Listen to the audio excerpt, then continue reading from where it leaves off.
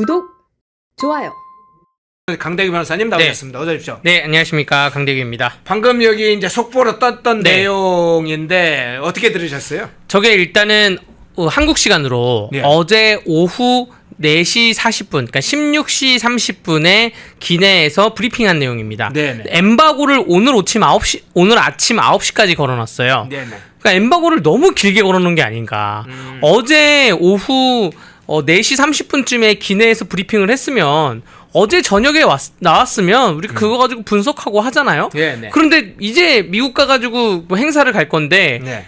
엠바고가 이제 지금 풀린 거예요. 근데 저게 그 미국 관련 내용이 이제 마지막에 나오긴 했지만 전체 브리핑을 보면 일본 그 한일 정상회담 관련해서 그 나온 얘기를 가지고 이제 시작을 합니다. 그다음 미국 얘기 좀 나중인데 지금 대통령실에서 너무나 좀 엠바고를 길게 잡아놓은 게 네. 당당하지 않으면 엠바고 길게 잡아놓거든요. 그 뭐 당당하면 바로바로 풀하세요. 바로바로 우리 성과가 있습니다. 우리 이런 거 성과 나왔어요. 그런데 결국에는 한일 정상회담이 실속 부재, 화의 부동, 그러니까 성과가 없으니까 엠바고를 길게 잡아놓으면서 미국 가서도 사실 할 게 많으면 미리미리 푸는데 네. 그것도 없으니까 그 언론 대응이 저렇게 가는 것이다라고 저는 그렇게 생각이 됩니다. 네. 그러면 주제를 좀 뒤에서 한일 정상회담에 대한 평가라든가 한미 정상회담 네. 한두 개 접점을 네, 하려고 그랬는데 그냥 주제를 바로 그것부터 한번 해보시죠. 네. 한일 정상회담이 어쨌든 끝났습니다. 지금 언론에서는 합의한 게 대체 뭐야? 대체 여러 가지 서틀 외교 이런 건 뭐 원래 윤석열 정부 시기부터 다 합의해서 하던 건데 이번 한일 정상회담 특별한 게 뭐야 하는 사람들이 있기도 한데 일단 한일 정상회담에 대한 총평을 하신다면 어떻게 하시겠어요? 총평은 춘천에 가서 닭갈비를 못 먹고 온 느낌입니다. 그래요? 예. 네. 무슨 말이냐면 우리 허연준 앵커님이 만약에 춘천에 오시잖아요. 그럼 제가 당연히 닭갈비와 막국수를 대접해드리죠. 근데 허연준 앵커님이 춘천에 왔는데 제가 허연준 앵커님 고향 음식이나 뭐 맥도날드나 뭐 이런 거 대접하지 않지 않습니까? 그런데 일본에 갔는데 그 여타 이재명 대통령 전에 있던 대통령들은 뭐 고향 음식을 대접하는 게 아니라 그 일본에 있는 고유의 문화를 그 체험하고 왔는데 그 이재명 대통령 안동 출신이라 그래서 안동 소주 내오고 이런 모습이 오히려 우리 대통령을 뭐 많이 무시하고 폄하하고 저는 그렇게 보여졌거든요. 당연히 춘천에 오면 춘천 닭갈비를 먹어야지 춘천에 와가지고 왜 서울 음식을 먹고 있나 이런 생각이 좀 들었습니다. 그게 저의 한 줄 평입니다. 야, 춘천에 갔는데 오히려 춘천에 그런 닭갈비는 못 먹었다. 자, 제대로 못 먹었네요. 그러면 원래 의례적으로 하던 일을 크게 벗어나지 않았다. 한일 관계를 관리했다. 뭐 이런 평가들이 많은데 근데 저는 다른 측면에서 이 문제를 몇 가지 제기를 해보겠습니다. 지금 언론에서 제기하지 않는 문제도 포함되어서 있는데 그 문제 포함을 해보겠습니다. 자, 이시바 시게루 총리가 요청한 것도 있고 이재명이 그에 대해서 응답하지 않는 것도 있는데 대표적으로 이 문제 한번 살펴볼 텐데 첫 번째가 이건데요. 이시바 시게루 총리가 지금 일본에 억류되어 왔던 일본의 납북자 문제를 포함한 북한의 어떤 관련된 문제를 상당히 중시해야 하는 발언을 했어요. 그러면 이재명은 이 문제와 관련해서 지금 북한에 억류된 우리 국민이 있기 때문에 국민의 송환 문제와 관련해서 공동 대처를 하자 이런 입장을 밝혀야 함에도 그러면 양국이 북한에 억류됐거나 과거에 억류됐거나 또는 지금 억류되고 있는 문제에 대해서 북한에 필요한 경우에는 지금 송환 문제든 또는 재발 방지를 위한 공동 대처라든 이런 게 할 수 있는데 이 문제에 대해서 시게루 총리는 이야기를 했는데 이재명은 우리 국민은 그 송환 문제에 대해 아무런 얘기를 안 했어요. 네, 이거 정말로 이거 약간 외교적으로 참사까지 어쨌든 그 비슷한 유인 게 뭐냐면 우리가 대답을 안 할 거면 일본에다가 외교적 라인으로 요청을 해서 이 얘기 하지 말아달라고 해야 돼요. 차라리 그게 외교입니다. 대통령이 가서 대통령과 정상들끼리의 만남은 뭔가 다 정해진 섹터 안에서 그 외교적으로 만나면서 사인을 하는 수준에 불과해야 되는데 이시바 총리가 언급을 했는데 그거를 우리가 답변을 하지 않는다?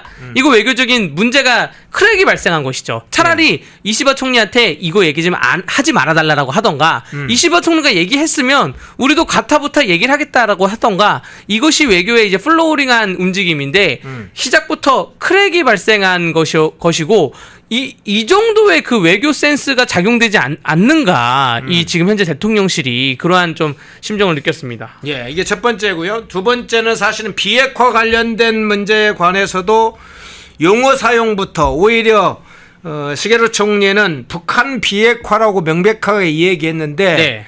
자 이재명은 계속 한반도 비핵화라고 얘기를 했어요. 더군다나 그래서 완전한 비핵화를 위한 완전한 비핵화 문제도 이재명 이야기를 안 했어요. 구체적인 협력 방안도 제시하지 않았는데 그 부분은 어떻게 보세요? 그러니까 용어 선택이 정치에서는 굉장히 중요하지 않습니까? 예. 한반도 비핵화라고 이재명 대통령을 얘기하는데 지금 우리 대한민국에는 핵이 없는데 북한이 핵을 만들려고 노력을 하고 있고 북한이 핵탄두를 몇 개 갖고 있다고 해서 북한 비핵화를 하는 건데 이것을 대한민국까지 영역을 확장한다고 하면 그러면 대한민국도 핵을 만들 생각이 있다는 것이야?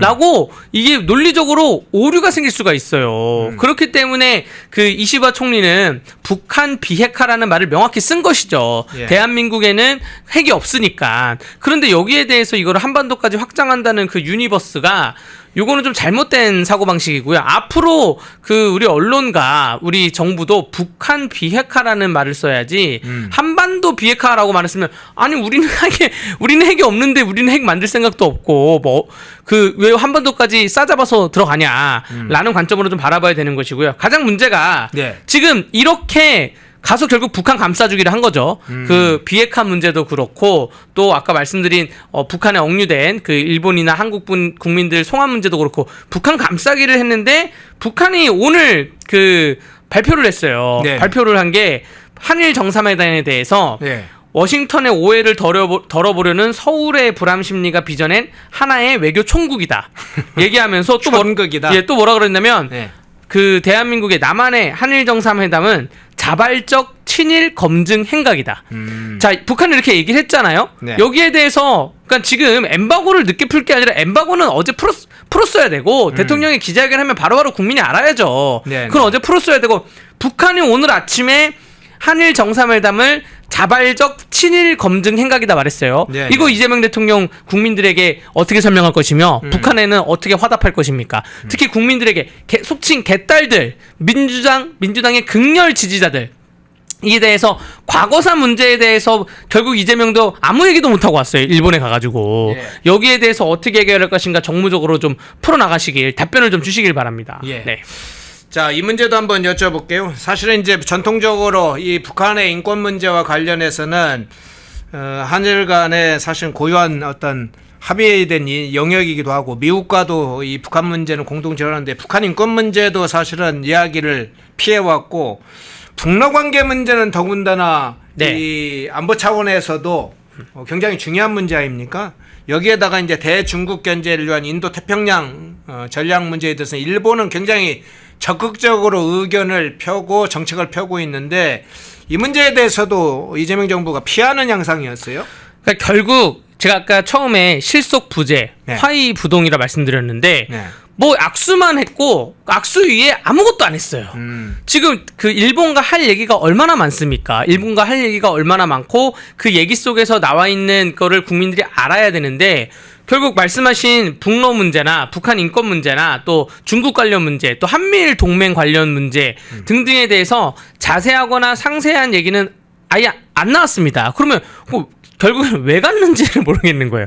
왜 갔는지. 이거 그냥 그 미국 가기 전에 시간 벌기 위해서 잠깐 들리는 뭐 버스 정류장 같은 그런 코스로 간 것인지 그리고 본인이 평소에 일본에 대해서 적성 국가다. 그러니까 적국이라는 뜻이죠. 네. 그런 얘기를 해서 NHK에서는 이재명 대통령의 과거 일본에 대한 발언에 대해서 조명을 엄청 했습니다. 네, 네. 그 이번에 그 현충일 행사에 대해서도 친일파 어쩌고저쩌고 그런 얘기를 했었고 그러한 문제에 대해서 가서 일본하고 뭐 오해를 풀던가 뭐 이런 문제도 없었고 아니면 혹시 시원하게 일본에게 가서 과거사에 대해서 다시 한번 사과하라. 그게 우리 정부의 입장이다.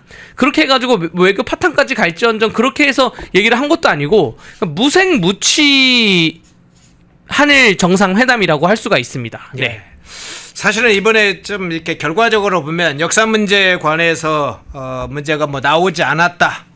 그래서 관리했다는 나온 이야기도 나오고 수산물 이 수입 관련해서도 일본 측이 사실은 요구를 했다고 그래요. 네. 요구를 했는데 이 역사 문제에 대해서도 기본적인 입장은 여기를 하고 그런데 약간은 상호 덮는 식으로 한 게 아닌가. 특히 모르세 그냥 모르세. 그렇죠. 이제 그게 정부가 할 일입니까? 모르세 하는 게.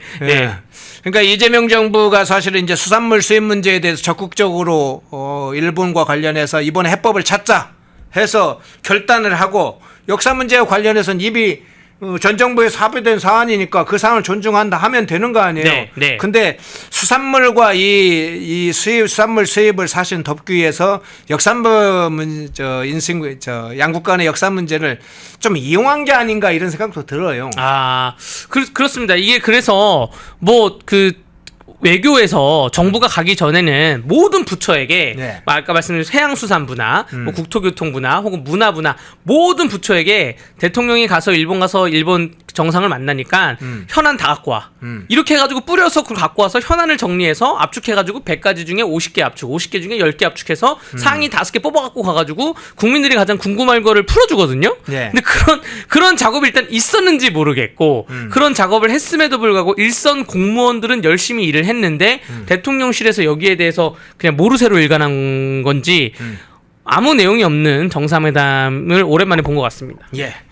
자, 그 중에 하나 다시 주목할 사안들을 한번 이야기를 좀 해보겠습니다. 자, 이 대통령이 방일 첫 일정으로 제1동포 간담회를 했다고 지금 알려졌죠. 이 자리에서 이렇게 이야기를 했습니다. 대한민국 대통령으로서 국가폭력의 희생자와 가족 여러분에게 진심으로 위로의 말씀을 드리며 공식적으로 다시 한번 사과드린다 이렇게 이야기를 했어요. 이에 대해서 언론들이 다 기사를 이거에 가서 기사화했죠. 제목이 뭐냐면 간첩 사건 관련된 사건에 대한 사과다.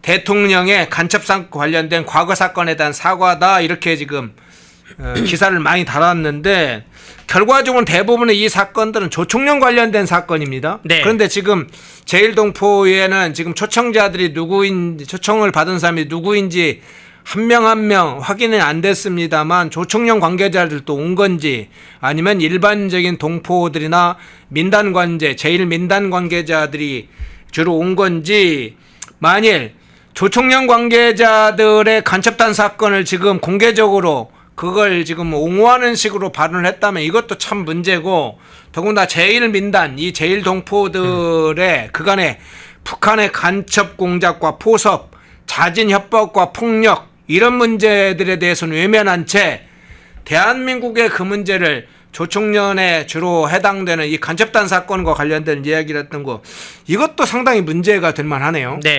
제1동포 단체는 두 가지가 있습니다. 하나가 민단이라는 단체가 있고 하나가 조총련이 단체가 있어요. 민단이라는 단체는 제1본 대한민국 국민단 이런 단체고요. 조총련은 자체는 제1본 조선인 총연합회. 자, 민단이란 단체는 대한민국 정부를 지지합니다. 대한민국 영사관과 대사관하고 일을 같이 하고 있어요. 이게 민단 단체예요. 조총련이라는 단체는 북한을 지지하는 제1동포 단체입니다. 그래서 항상 부딪히면서 논리구조가 다른데 문제는 이재명 대통령이 제1동포 간담회에서 조총련 단체, 북한을 지지하는 단체가 주장하는 그 논리로 발언을 한 게 가장 큰 문제인 거죠. 지금 이게 일본 사회에서는 얼마나 좀 심각한 문제이냐면 민단과 조총련이 균형을 좀 잡아가고 있었어요. 나름 일본 정치계에서는 균형을 잡아가고 있는데 아니 한국 대통령이 와가지고 이거를 북한을 추종하는 조총련의 입장을 대변하면 이거 균형이 무너지는 거 아니냐. 지금 일본 내에서는 제1동포의 이 모임에서 나름 균형을 잡아가고 있는데 한국이 와서 조총련을 힘을 들어주는 거냐 그러면 균형이 무너지는 거 아니냐라는 외교적 균형 문제, 그러니까 그 일본 내에 제1동포 세력 싸움 균형 문제가 하나가 있고요. 두 번째가 지금 우리나라 그 일본에 있는 우리나라 외교관들, 영사관들 입장은 이제 어떡합니까? 그 영사관 대사관들은 이제 조총련에 노비를 해야 돼요? 그러니까 우리는 이제까지 그 민단이라는 그 대한민국을 지지하는 그 자유의지를 수호하는 그러한 그 제1동포 동호회랑 그 제1동포 그 단체와 간담회를 열심히 하면서 하고 있었는데 갑자기 대통령이 와가지고 북한을 지지하는 단체의 의견하고 똑같이 가면 지금 거기 있는 외교분들을 이제 오늘 지난 그 며칠 전에 간담회를 하고 갔으니까 이제 일본 언론에서 취재를 할 거 아니에요. 네네. 한국 영사관의 입장은 뭐냐? 한국 외교 대사의 입장은 뭐냐? 뭐 이런 식으로 오면 이걸 어떻게 해야 될지 굉장히 난감할 거예요. 네.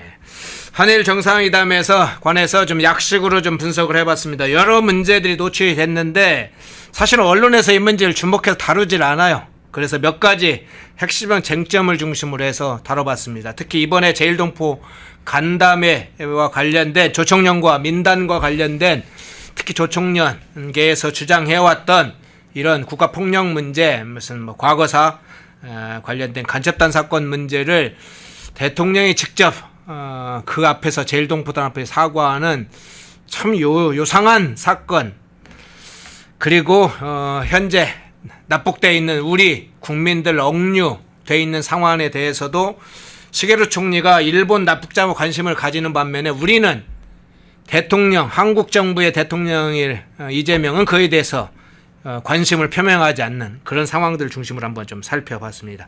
자, 미국 관련된 문제도 여쭤볼게요.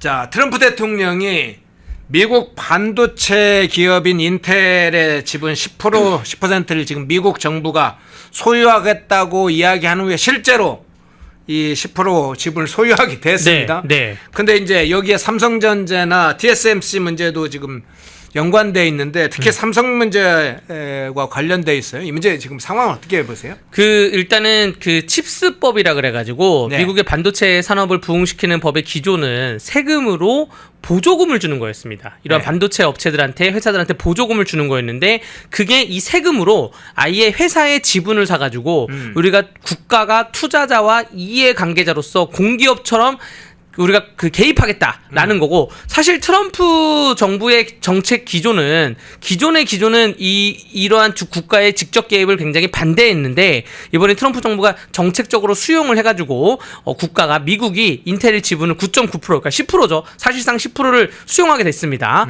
그래서 아마 파격적인 반도체 산업으로 더욱 많은 지원이 갈 것인데 거기에 대해서 삼성전자나 TSMC가 초기에는 낙수 효과에 대한 이득을 좀 볼 수 있어요. 왜냐하면 미국이 반도체에 대한 마음이 진심이구나. 그래서 주변에 있는 그 기업들도 이득을 볼 수 있지만 결과적으로 뭐냐? 결과적으로 미국 인텔이 그 미국 지분이 확보하게 되면 결국 뭐냐면 차별화된 전략에서 피해를 볼 수가 있습니다. 뭐냐면 이게 그 미국이 갖고 있는 칩스가 모든 그 기관의 지분을 사는 게 아니라 기본적으로는 보조금을 나눠주는 것인데 이제는 그 보조금을 차등해서 나눠주는 그러한 그 이유가 생길 수가 있는 거예요. 야, 인텔은 우리 미국 국가기업이니까 정부 지분율이 50%는 안 되지만 10%를 갖고 있는 미국 국가기업이니까 인텔의 보조금을 더 줄게 라고 해가지고 상대적으로 차별화된 그러한 피해를 볼 수가 있다 생각이 들고요. 여기서 좀 우려되는 게 뭐냐면 완전 다른 관점인데 미국이 저렇게 하네. 그래서 지금 갑자기 우리나라 정부가 야 그럼 우리도 SK 하이닉스나 삼성에 대해서 우리가 지분 사자. 뭐 이런 식으로 올까봐 그 법을 또 다 뜯어 고쳐야 되거든요. 그렇게 가면 혹은 아니면 반도체를 야 우리가 공기업으로 주도해서 하자. 이런 식으로 올까봐 그게 좀 걱정됩니다. 참 그 여러 가지 파장이 상당히 커질 수도 있겠군요. 왜냐하면 자 미국이 인텔에 직접적으로 개입할 수 있는 가장 큰 근거는 뭐냐면 기술력이 딸립니다. 그 삼성하고 TSMC보다 인텔이 기술력이 많이 낮아지고 있기 때문에 그 이유에 의해서 정부가 개입을 해보자 그래서 지분을 갖고 간 것이고요. 지금 우리나라 삼성, SK 하이닉스 전 세계적인 기업이에요. 이거 정부가 괜히 잘못 직접 개입하려고 했다가 더 안 좋아질 수가 있다 말씀드리겠습니다. 예.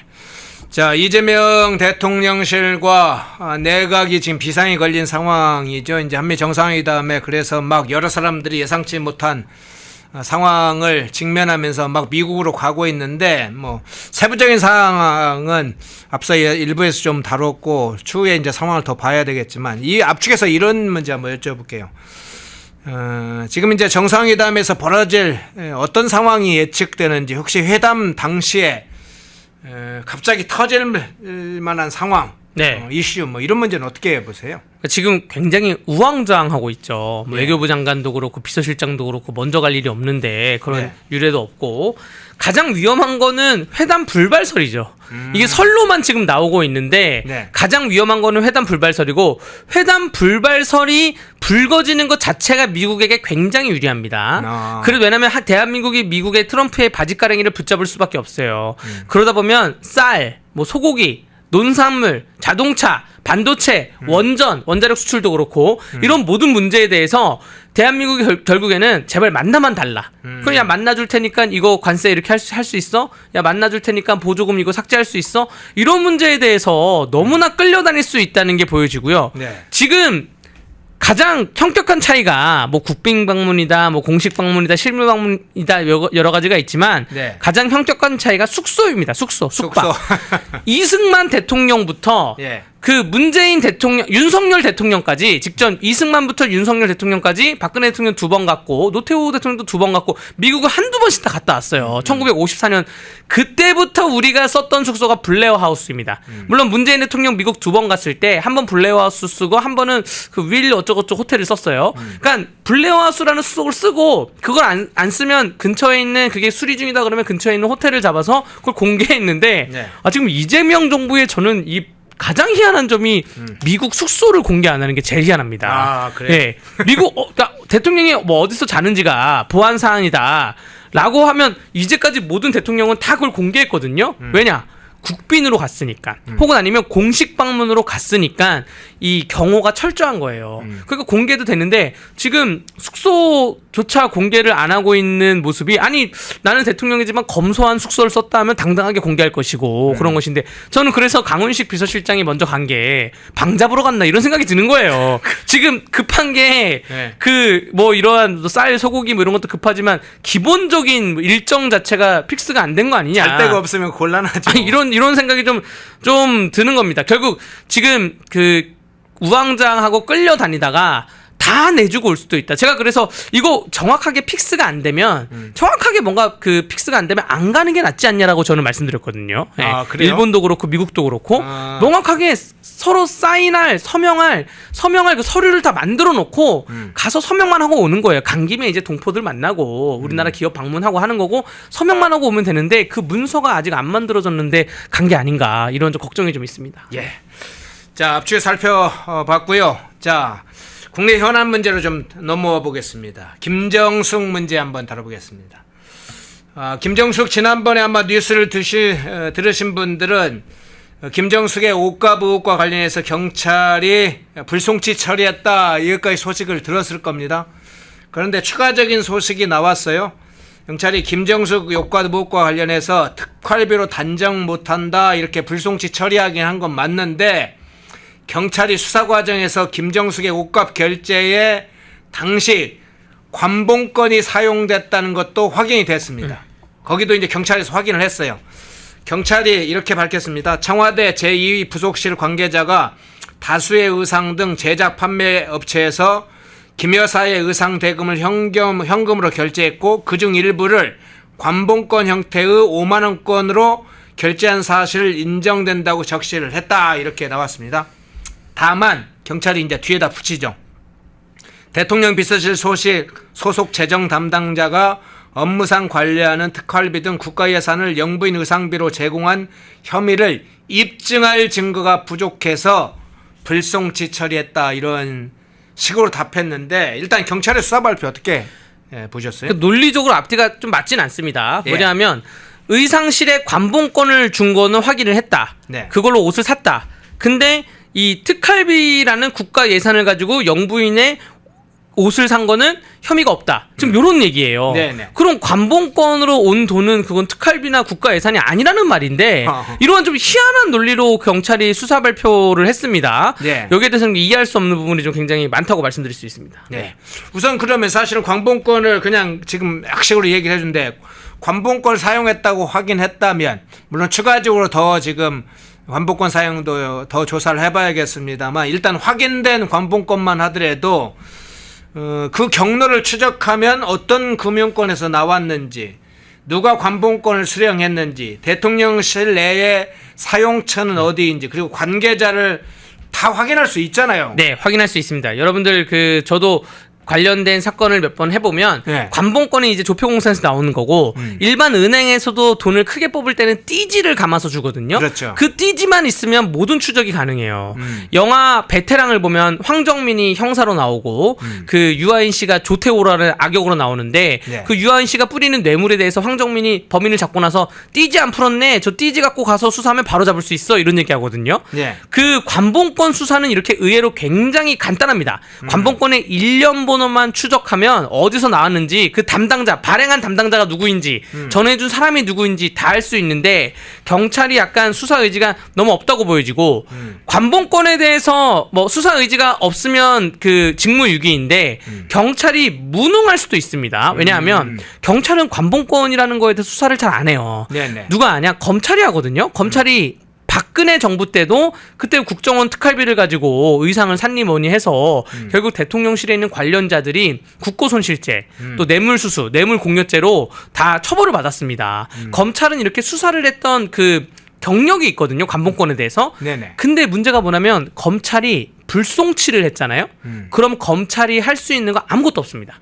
경찰이 불송치를 했을 때, 그러니까 검수완박을 민주당이 진짜 이상하게 만들어놨어요. 경찰이 불송치를 했을 때 피해자가 있는 사건은 피해자가 고소인으로서 이의 신청을 하면 자동 송치가 되는데 이런 류의 사건, 국고손실죄 이런 류의 사건은 경찰이 불송치를 하면 검찰이 아무것도 할 수 없도록 되어 있어요. 근데 제가 보기에 이 금액을 보니까 옷이 지금 뭐 몇십 벌이잖아요. 네네. 저 금액을 보니까 충분히 이거는 그 검찰이나 공수처가 인지해서 수사를 할 수도 있다고 보여지는데 지금 인지해서 수사를 할 의지는 좀 없어 보이고 저는 이러한 부분에 대해서 문재인 대통령이 조국을 앉혀놓고 뭐 했던 말이 정치 검찰을 뭐 뿌리 뽑아야 된다 이런 유의 얘기를 했는데 네. 검찰이 정치 검찰이었으면 문재인 대통령하고 대통령실 사람들 상당수가 지금 구속돼 있습니다.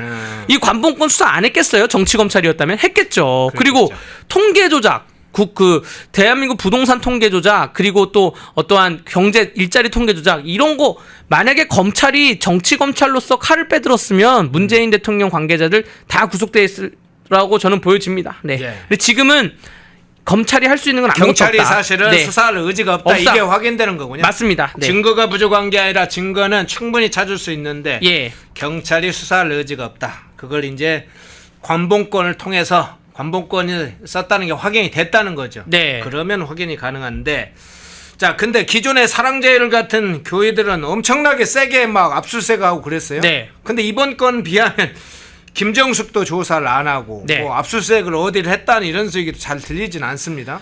김정숙을 불러서 조사 안 하는 게 제일 황당하죠. 예. 저렇게 몇십 벌의 옷을 입은 사람이 이 옷 어디서 났어? 어디 의상실이야? 아니 의상실을 본인이 골랐겠죠. 의상실을 본인이 골랐을 텐데 옷을 입은 사람을 조사를 안 한다? 예를 들어서 뭐 약범죄에서 네. 약을 먹은 사람을 조사를 안 하고 약을 판 사람만 주변 사람들만 조사를 한다 이런 느낌인데 약을 사다 준 사람만. 예, 김정숙을 조사를 안 한다는 게 굉장히 황당한 문제입니다. 그러나 그 경찰이 불송치를 내린 거는 아직 사건이 일사부재리 원칙에 의해서 끝난 게 아닙니다. 아, 그렇습니다. 우리가 그러네요. 다시 되돌아보지 않으려면 재판을 하고 나서 재판에서 벌금, 집행유예, 실형 혹은 무죄 뭐 이렇게 나와야지만 일사부재리의 원칙이 적용돼서 다시는 들춰볼 수 없는 거고요. 국고손실죄 공소시효는 15년입니다. 지금 김건희 여사 도이치모터스 사건 경찰이 무혐의 처분 내렸잖아요. 불기소를 했단 말입니다. 지금 다시 수사하고 있잖아요. 공소시효 거의 임박해가지고 그거는 무죄 받은 사람들도 많이 있는 사건인데 지금 김정숙 여사의 관본권 사건의 관련자들 이제 우리는 불송치래 좋아할 게 아니에요. 공소시효 15년이고요. 다음에 정권 바뀌면 또 어떻게 될지 모릅니다. 여기에 대해서 사회의 정의가 좀 바로 세워져야 된다. 이렇게 좀 말씀드리고 싶습니다. 예. 자, 그 소식 전하면서 중국 전승절 문제로 한번 넘어가 보겠습니다. 우원식 국회의장이 다음 달 3일에 중국 전승절에 참여하겠다 이렇게 결정을 해서 지금 알려졌죠. 중국 정부가 일단 초청하는 형식은 일단 취했습니다. 그런데 실제로 지난번에 이 대통령이 참석하지 않으면서 우원식 의장이 대참하는 형식의 문제를 이야기를 했어요. 그런데 국회의장이니까 뭐 대참이란 용어는 쓰기에는 이제 적절치 않았다고 생각을 했는지 우원식이 알아서 의장이 결정하겠다 할 것이다 이런 얘기를 했는데 결과적으로 사실은 이 대통령 대신해서 가는 건데 미국의 이제 양다리 외교에 관한 비판이 있습니다. 미국 측에서 이 이재명 정부의 양다리 외교 굉장히 비판이 있는데 결국은 우원식 의장이 그걸 어쨌든 가게 되네요. 네, 이 민주당에서는 뭐 국회의장이 중국으로 초청을 받았다. 그래서 예우적으로 우리가 가야 된다라고 자평을 할 건데 지금 미국과 중국 내에서는 분위기가 어떻게 흘러갈 거냐면요. 미국과 일본은 대통령이 직접 갔는데 야 우리는 왜 국회의장 보내? 야 미국과 일본에는 전 국민이 선출한 그 정당성이 있는 국가 정상이 갔는데 우리는 왜 국회의장이 와? 라고 해서 중국에 있는 그 저변의 여론은 더 안 좋아질 수가 있다 예상이 되고요. 이게 진짜 희한한 게 그 미국 또 반면에 또 미국과 일본에서는 아니 그 전승절인데 전승절이 갖고 있는 어떠한 정치적 의미가 있는데 차관급을 보내면 되지 국회의장이 왜 가냐라는 것에 대해서 지금 민주당의 주장은 그거입니다. 국회의장이 개인 자격으로 초청을 받았다. 그래서 이거는 대통령도 뭐라 왈가왈부 할 수가 없는 부분이다. 별개다라는데 누가 봐도 대통령의 특사격으로 가는 그 느낌이죠. 이러면 이게 좀 약간 제가 보기에 좀 희한한 게 자, 행정부, 입법부, 사법부가 있잖아요. 지금 우리가 대통령이 전국을 전 세계를 정상회담 하는 거는 행정부끼리의 만남이란 말입니다. 그리고 의원들끼리는 의원 외교가 따로 있어요. 입법부끼리의 외교가 따로 있습니다. 그리고 사법부끼리는 연구회가 또 따로 있고. 그런데 중국의 행정부가 대한민국의 입법부를 대통령 특사 비슷한 자격으로 개인 초청을 해? 이러면 전 세계가 우리나라를 어떻게 보냐면 대한민국은 삼권 분립이 좀 이상하다. 아직도 그 삼권 분립에 대해서 확립이 안 되어 있는 나라네. 이렇게 보여질까봐 저는 그게 가장 큰 걱정입니다. 예, 저 사진을 한번 보십시오. 지금 저 다이빙 현재 주한 중국 대사죠. 활짝 웃고 있는 두 사람의 모습을 보는데 그 사진 아까 그대로 띄워주시죠. 예. 자, 우원식 국회의장 너무나 좋은가 봅니다. 다이빙 중국 대사가 자기를 상대해준다, 중국이 초청도 해준다니까 너무 좋은지 흐뭇한 표정을 짓고 있는데 저게 흐뭇하게 웃을 일입니까? 자, 그런데 우원식 의장이 중국 전승절에 실제로 가면 어디에 자리를 잡을지도 사실 관심사이긴 해요. 네. 카메라에 안 잡힐 수도 있다고 저는 생각이 됩니다. 양 좌우측의 끝자리? 예, 왜냐하면 일단은 그 뭐 푸틴 대통령 부터 시작을 해서 중국과의 관련된 우리 대한민국보다 후진국격인 나라지만 거기서 투표를 통해서 뽑힌 국가 정상들이 올 거란 말입니다. 그 정상들에 대한 예우부터 다 갖추고 나서 그 국회의장 개인 초청 자격으로 갔으니 개인 초청의 자격에 준하는 그러한 자리가 될 것이다라고 생각이 되고요. 반대로 또 대한민국 대통령실에서는 이재명 대통령은 우원식 의장이 가가지고 뭐 푸틴하고 악수하고 시진핑하고 악수하고 같이 뭐 한잔하고 사진 같이 찍히고 이걸 바라지 않을 거예요. 지금 민주당 내에서 괜히 지금 조국 괜히 사면해줬다가 지금 박지원 의원도 조국한테 소탄배실하지 말라 가만히 있어라. 강두구 의원도 가만히 있어라. 곽상원 의원도 가만히 있어라. 지금 민주당 내에서 괜히 조국 풀어줬다가 지지율은 떨어지고 활개치는 모습을 보여지는데 조국이 지금 행보가 마치 차기 대권 후보처럼 하고 있는데 우원식 의장이 해외에 나가가지고 푸틴하고 시진핑하고 같은 사진 찍으면서 또 한다?